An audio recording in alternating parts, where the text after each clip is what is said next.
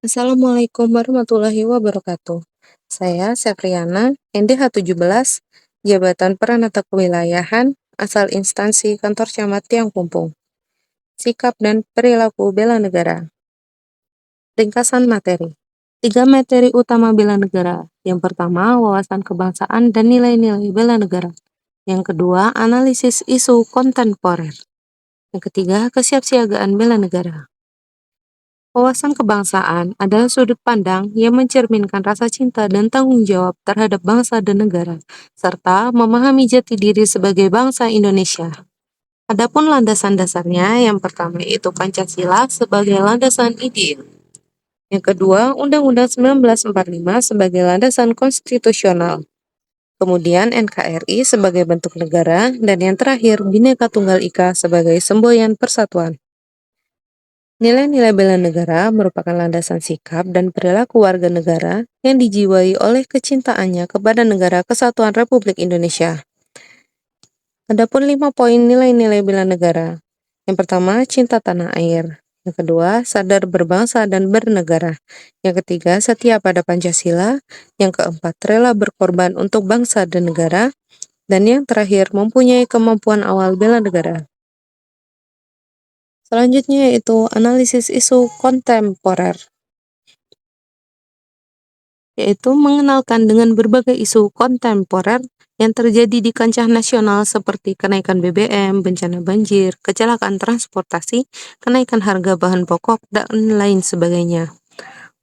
Mengenalkan beberapa teknik analisis isu seperti APKL, USG, dan Fishbone, sehingga peserta dapat menganalisis isu yang ada di satuan kerja dan menemukan gagasan kreatif penyelesaiannya.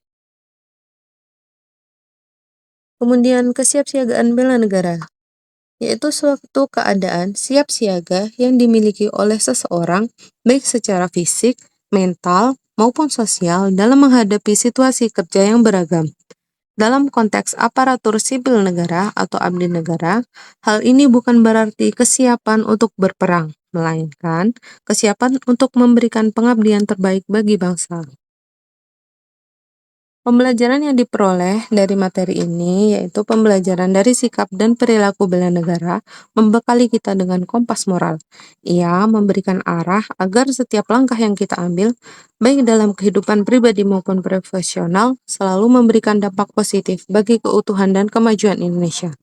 Berikut poin-poin utamanya. Yang pertama, perubahan paradigma bela negara tanpa senjata. Yang kedua, penguatan karakter dan disiplin, kesadaran akan konflik of interest, dan empati dan solidaritas sosial. Refleksi pribadi, mempelajari bela negara ternyata tidak seberat atau semenakutkan yang saya bayangkan. Ada perubahan cara pandang saya yang membuat konsep ini terasa lebih membumi dan dekat dengan kehidupan saya sehari-hari. Dulu, saya mengira bela negara itu urusan tentara atau perang. Sekarang saya sadar bahwa bela negara adalah tentang profesionalisme.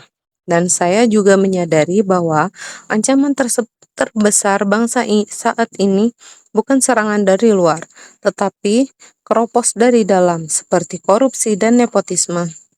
Mempelajari bela negara memberikan inspirasi bahwa Indonesia yang hebat dimulai dari saya yang taat. Tidak perlu menunggu momen besar, cukup dengan menjadi pribadi yang berguna dan tidak merugikan orang lain. Kita sudah sedang membela negara. Rencana tindak lanjut. Langkah yang akan saya lakukan adalah yang pertama, datang ke kantor tempat waktu dan ikut melaksanakan apel setiap pagi. Kemudian, menjaga pola hidup sehat agar fisik dan mental siap untuk memberikan pelayanan pada masyarakat.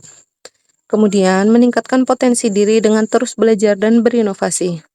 Yang terakhir, mendahulukan kepentingan umum di atas kepentingan pribadi dan ikut serta aktif dalam kegiatan sosial di masyarakat. Catatan dan ide tambahan. Memanfaatkan media sosial untuk membuat konten ringan mengenai bela negara dan memberikan apresiasi tidak harus berupa uang kepada seseorang yang menunjukkan sikap bela negara yang konsisten. Sekian dan terima kasih.